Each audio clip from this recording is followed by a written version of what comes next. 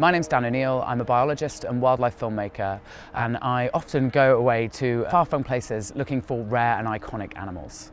Avalon binoculars are fantastic for their image quality. When you're in low light, their aperture is so fantastic that it seems brighter when you're in the woods, which is really important because when you're going, especially into the jungle, where I am quite often, it's really hard to see, and it's important that your binoculars allow your vision to be a little bit better rather than a little bit worse.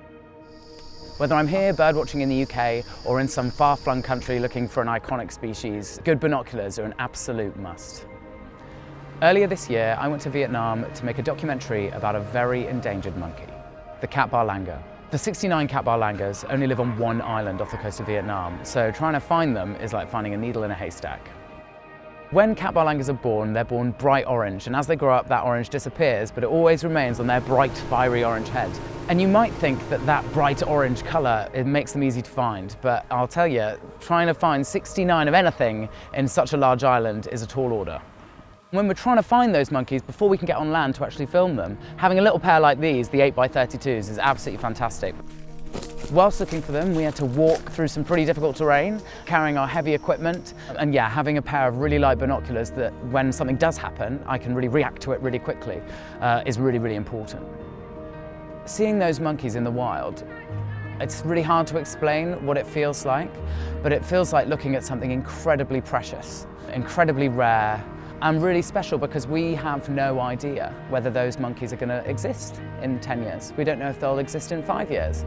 And when you think about seeing an animal like that, it makes you feel really humbled because it's such a special opportunity to get that chance. And a lot of people won't ever get that chance. So yeah, it really is special.